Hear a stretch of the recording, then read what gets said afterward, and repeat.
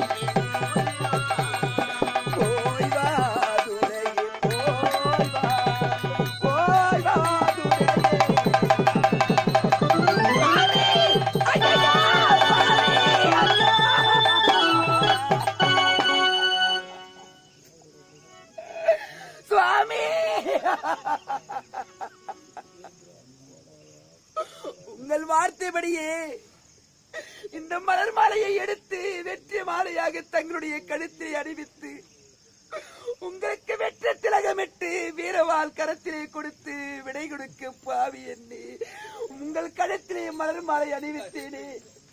தங்கள் கழுத்திலே அணிவித்த மாலையானது தானாக இருந்து இதை கண்ட பிறகுமா நமக்கு ஆபத்து அருகிலே இருக்கிறது என்று உங்களுக்கு தெரியவில்லை. என் வார்த்தையை அலட்சியப்படுத்தாமல் போருக்கு போகாமல் நில்லுங்கள் சுவாமி, நில்லுங்கள். பூவை கொண்டு வந்து நாரை சேர்த்து மாலையாக தொடுத்தவன் அழகாக மாலை தொடுத்திருக்கிறார். மாலையை தொடுத்தவன் முடியை சரியாக செய்திருக்க மாட்டான். ஆகவேதான் முடி அமர்ந்து கீழே விழுந்து விட்டது. இதெல்லாம் அவசகுணம் என்று பார்க்க வேண்டாம். முடியை சரி செய்து மாலையின் கழுத்தில் அணிவி. சுவாமி, முடி சரியில்லை என்று நீங்கள் சொல்லுகிறீர்கள். முடிவு எப்படி இருக்குமோ என்று நான் பதறுகின்றேன். எதையும் நினைக்க வேண்டாம், வெற்றியோடு வருவேன். எந்தனை மாலையிட்டே என் பிராணநாதா கேளு.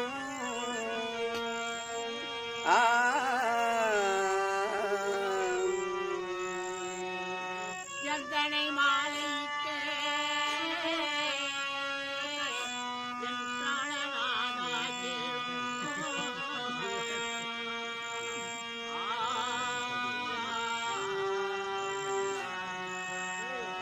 சந்தனம் புடுகு பூசி நீங்கள் தாம்பூலம் தரித்த பின்னே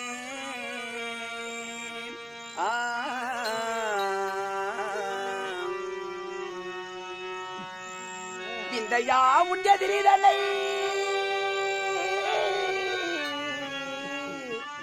நீங்கள் வியம்புடனே ஜெயமே பெற்று சங்கை இல்லாமல் நாளை சடுதியில் வருகுவாயே.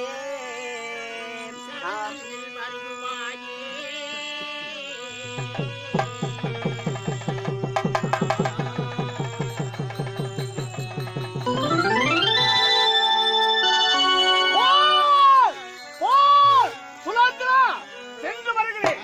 பகைவர்களை போர்க்களத்தில் கொன்று வருகிறேன். வெற்றி திருமுகத்தை வந்து பார்க்கிறேன். சற்று நில்லுங்கள். என்னடா போருக்கு விடை கொடுத்து முன்னே அனுப்பிவிட்டு பின்னே அழைக்கிறாளே என்று என்னை தவறாக நினைக்க வேண்டாம். எதற்காக உங்களை அழைத்தேன் தெரியுமா? ஒரு சமயம் அரண்மனையிலேயே அன்னை அம்பிகை குறித்து நான் பூஜை செய்து கொண்டிருந்தேன். அச்சமயத்திலே நீங்கள் அங்கு வந்தீர்கள். அங்கே நடந்ததையெல்லாம் கேட்டு தெரிந்து கொண்டீர்கள். அப்பொழுது ஏதோ ஒரு ரகசியம் எனக்கு சொல்லுவதாக வந்தீர்கள். திடீரென்று மறைத்து மௌனமாக நின்று விட்டீர்கள். காரணத்தை கேட்டேன். கண்ணே சுலோச்சனா, நான் சொல்ல வந்த ரகசியத்தை உனக்கு நான் இப்போது சொல்ல மாட்டேன். என்றாவது ஒரு நாள் பகை உண்டு எதிரியை சந்திப்பதற்காக நான் பகைவரோடு சபர் செய்வதற்கு போர்க்கவசம் பூண்டு புறப்படும் சமயத்திலே எனக்கு நினைவூட்டினார். இப்பொழுது சொல்ல வந்த ரகசியத்தை உனக்கு அப்பொழுது சொல்லிவிட்டு செல்லுகிறேன் என்று சொன்னீர்கள். என்னவென்று சொல்லக்கூடாதா நினைவுபடுத்தி விட்டீர்கள். சுலோச்சனா, உனக்கு அறிவுதான் நிறைய இருக்கிறது என்று பார்த்தேன்.